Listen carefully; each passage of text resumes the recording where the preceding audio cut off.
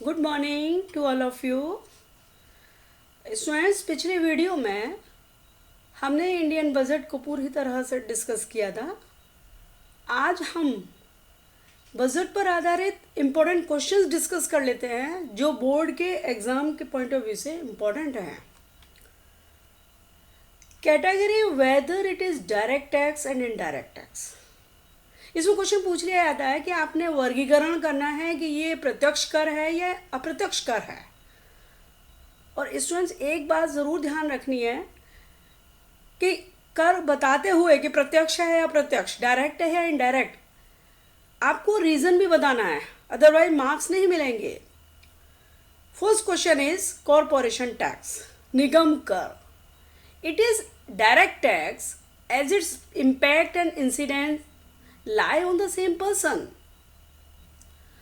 ये जो निगम कर है ये प्रत्यक्ष कर है क्योंकि इसका जो प्रभाव है और इसकी जो देनदारी है वो सेम व्यक्ति पर पड़ती है। जिसके ऊपर ये लगाया जाता है उसी को पे करना होता है। ये हम पहले ही पढ़ चुके हैं कि डायरेक्ट टैक्स क्या है, कि डायरेक्ट टैक्स वो टैक्स है जो जिस पर कैलकुलेट होता है उसी को पे करना होता है। Second one is goods and service tax. It is an indirect tax, ये अप्रत्यक्ष कर है। As its liability to pay the tax and actual burden of the tax lie on to different persons. ये अप्रत्यक्ष कर क्यों है, इनडायरेक्ट टैक्स क्यों है? क्योंकि इसकी जो लाइबिलिटी है, टैक्स को पे करने का उत्तरदायित्व, और टैक्स का वाकई में जो एक्चुअल बर्डन जो बाहर, वो दो अलग अलग व्यक्तियों पर पड़ता है।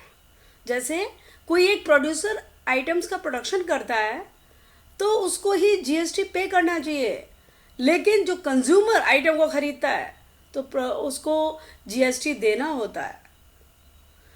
Second one, state whether it is revenue receipt and capital receipt. कई बार यह क्वेश्चन पूछा जाता है, राजस्व प्राप्ति और पूंजीगत प्राप्ति, बताइए ये सेंटेंस, ये जो दिए हुए हैं ये रेवेन्यू रिसीट है या कैपिटल रिसीट है। इसको भी क्लियर करते हुए आपको रीजन देना होगा। Number one, loan from the world, borrowings from the public. World से, वर्ल्ड के किसी भी कंट्री से लोन लिया जाए या पब्लिक से उधार लिया जाए, ये कैपिटल रिसीट है as it creates liability for the government.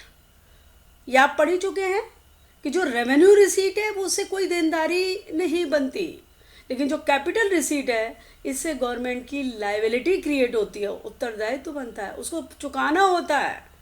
तो जैसे लोन लिया हुआ है तो गवर्नमेंट की लाइबिलिटी है कि इसे पे करना है। Second one is income tax. Its revenue receipt as it neither creates any liability nor reduces any asset of the government. अब मान लीजिए ये पूछा गया आपसे कि इनकम टैक्स रेवेन्यू रिसीट है या कैपिटल रिसीट है, तो आपको ये देखना होगा कि रेवेन्यू रिसीट की डेफिनेशन क्या है। रेवेन्यू रिसीट क्या है? It neither creates any liability, ये किसी भी तरीके की कोई लाइबिलिटी क्रिएट नहीं करता, किसी तरीके का कोई उत्तरदायित्व तो नहीं बनता, देनदारी नहीं बनती, और ना ही reduces any asset of the government, ये गवर्नमेंट के किसी भी एसेट को कम नहीं करता रेवेन्यू रिसीट। तो इनकम टैक्स तो मिला है, गवर्नमेंट उसको यूज कर सकती है, इसीलिए its revenue receipt. Third one is sale of a public sector undertaking. जो पीएसयू है, पब्लिक सेक्टर है, उनकी सेल करना, इट्स कैपिटल रिसीट, ये पूंजीगत प्राप्ति है as it reduces assets of the government, क्योंकि गवर्नमेंट की परिसंपत्तियों को कम करता है। गवर्नमेंट की जो असेट्स हैं वो कम हो जाएंगी अगर हम इसकी बिक्री करते हैं मार्केट में। Fourth one is subsidies, economical help, आर्थिक सहायता, इट्स रेवेन्यू एक्सपेंडिचर, ये रेवेन्यू एक्सपेंडिचर है, ये व्यय है revenue, as it neither creates any assets or nor reduces any liability of the government। Expenditure में दो चीज़ें होती है, revenue expenditure and capital expenditure, ये भी हम पिछली वीडियो में डिस्कस कर चुके हैं। तो जो रेवेन्यू एक्सपेंडिचर है इससे ना तो किसी भी असेट का निर्माण होता और ना ही गवर्नमेंट की कोई लाइबिलिटी कम होती, जबकि जो कैपिटल एक्सपेंडिचर है इसमें खर्चा करने पर या तो कोई असेट बनेगी, असेट का निर्माण होगा, जैसे मेट्रो का निर्माण है, कंस्ट्रक्शन ऑफ मेट्रो, तो एक असेट में वृद्धि हुई, और ना ही ये किसी भी गवर्नमेंट की लाइबिलिटी को रिड्यूस करता, लेकिन कैपिटल एक्सपेंडिचर में गवर्नमेंट की लाइबिलिटी कम होती है। जैसे लोन लिया है और वो उसको पे कर रहा है तो वो कैपिटल एक्सपेंडिचर है, क्योंकि गवर्नमेंट की लाइबिलिटी कम हो रही है। तो सब्सिडी ये हमारा रेवेन्यू एक्सपेंडिचर है, क्योंकि इससे it neither creates any asset, ना तो ये किसी परिसंपत्ति का निर्माण कर रही है और ना ही गवर्नमेंट की लाइबिलिटी को कम करती है। Next one is construction of school building, bridge का निर्माण, स्कूल की बिल्डिंग का निर्माण, ये कैपिटल एक्सपेंडिचर है, क्योंकि as it increases the assets of the government, क्योंकि ये सरकार की परिसंपत्तियों में वृद्धि करता है। स्कूल की बिल्डिंगें बन गई, स्कूल नंबर ऑफ स्कूल्स बढ़ गए, ब्रिजेस बढ़ गए, तो ये गवर्नमेंट की असेट को इंक्रीज करता है। तो ये रीज़न आपको ज़रूर देना होगा। Repayments of the loans, loan को रिपे करना, its capital expenditure as it reduces the liability of the government. ये क्या है? ये कैपिटल एक्सपेंडिचर है, क्योंकि ये गवर्नमेंट की लाइबिलिटी को कम करता है, गवर्नमेंट की जो देनदारी है उसको कम करता है। Next one is expenditure on purchasing computers, computer खरीदने पर किया गया व्यय, ये भी कैपिटल एक्सपेंडिचर है। क्यों? क्योंकि as it increases assets of the government, क्योंकि ये सरकार की परिसंपत्तियों में वृद्धि करता है। Expenditure on collection of taxes, scholarships, taxes के कलेक्शन पर जो व्यय किया गया या स्कॉलरशिप पर जो व्यय किया गया, ये रेवेन्यू एक्सपेंडिचर है, क्योंकि as it neither creates any asset no reduces any liabilities of the government, क्योंकि ना तो ये किसी भी तरीके की परिसंपत्ति का निर्माण करता है और ना ही गवर्नमेंट की लाइबिलिटी को कम करता है। अब बच्चों मल्टीपल एमसीक्यू भी आते हैं, उसमें आपको ऑप्शन दिए हुए होंगे और you have to take the correct one, जो करेक्ट होगा उसको आपने टिक करना है या वर्ड्स के रूप में आंसर के रूप में लिखना है। Which is direct tax? Direct tax क्या है? 3 ऑप्शंस हैं, income tax, production tax and other. तो डायरेक्ट टैक्स है इनकम टैक्स।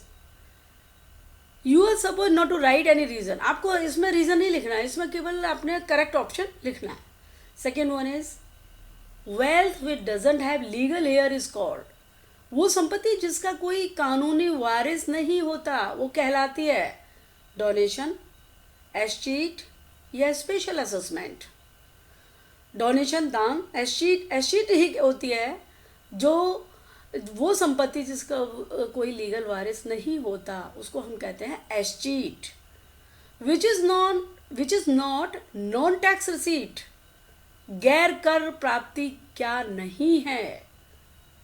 फीस ये गैर कर प्राप्ति है, नॉन टैक्स रिसीट है। फाइन्स ये भी है, और ग्रांट एंड डोनेशन ये गिफ्ट टैक्स, ये गैर कर प्राप्ति नहीं है।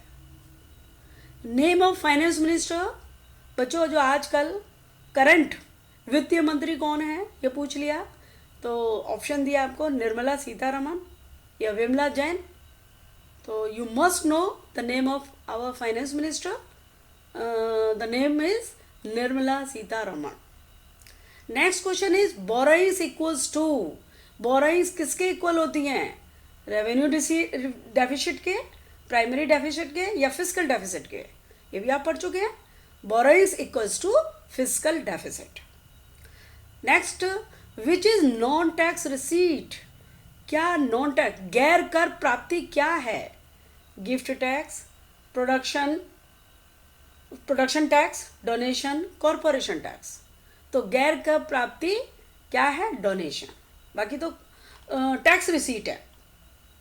Next one is budget deficit is as, budget deficit क्या है? Total expenditure minus total receipts, revenue expenditure minus revenue receipt और अदर। तो इसका आंसर है budget deficit is equal to total expenditure minus total receipt. Total व्यय में से अगर हम टोटल रिसीट माइनस कर दें तो हमारा बजट डेफिसिट आता है।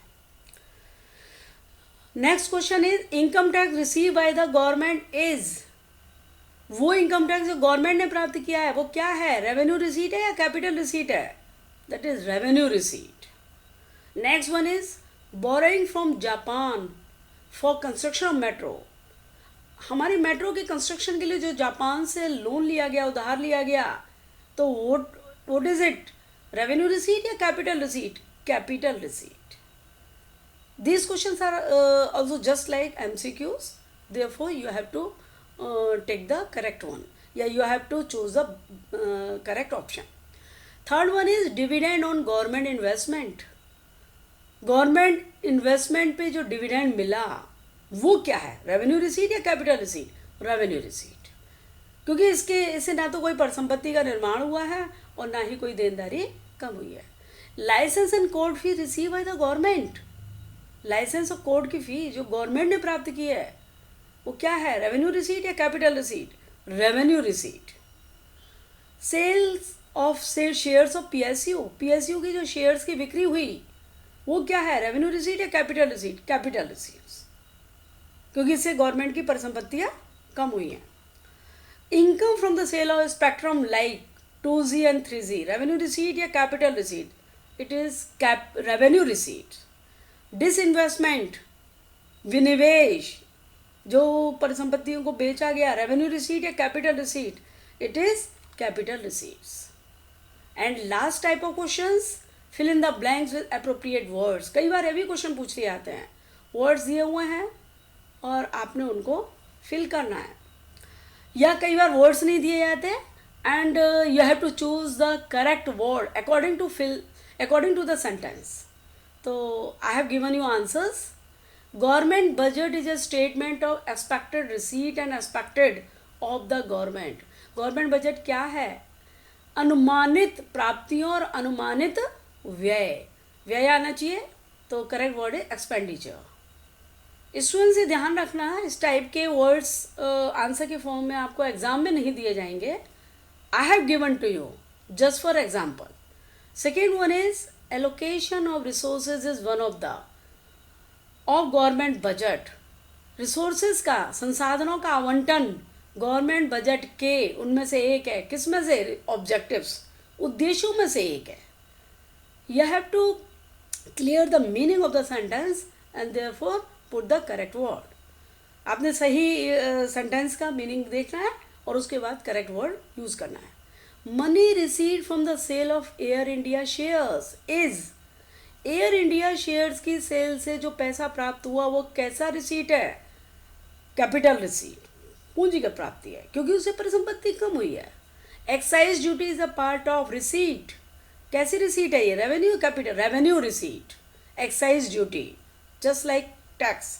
और टैक्स इज अ पेमेंट. कैसा पेमेंट है ये? कंपलसरी. ये कंपलसरी अनिवार्य पेमेंट, अनिवार्य भुगतान है जो हर व्यक्ति को करना ही चाहिए. Registration fees of land is called non receipt. Registration fees, जो लैंड जमीन की रजिस्ट्री कराते हैं उसकी जो रजिस्ट्रेशन फीस है वो क्या कहलाती है? नॉन टैक्स रिसीट्स, गैर कर प्राप्ति. Capital receipts creates a and causes a. जो कैपिटल रिसीट है वो एक तो लाइबिलिटी क्रिएट करती है and causes reduction in its assets, पर संपत्तियों में कमी का कारण भी बनती है. मतलब जो कैपिटल रिसीट है, पूंजीगत प्राप्ति है, इससे या तो लाइबिलिटी बनेगी, गवर्नमेंट ने जैसे लोन लिया है भविष्य में उसको पे करना होगा, और या उसकी असेट में मान लो उसने शेयर्स बेच के या डिसइन्वेस्टमेंट करके पैसा लिया तो उसमें रिडक्शन होगा. Revenue expenditure and expenditure are a part of budget expenditure. अब आपको ये क्लियर करना है कि बजट एक्सपेंडिचर के दो part, revenue expenditure and capital expenditure are a part of budget expenditure. Revenue deficit is equal to revenue expenditure minus receipt. Revenue expenditure minus revenue receipt is equal to revenue deficit. And last one is primary deficit is equal to interest payment minus interest payment. तो fiscal deficit minus interest payment is equal to primary deficit. तो students आपने ये देखना है कि concept must be clear to you.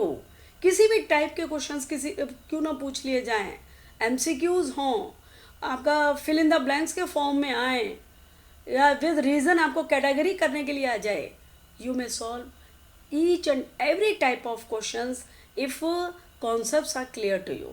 तो try to clear your each and every concept. Okay, thank you.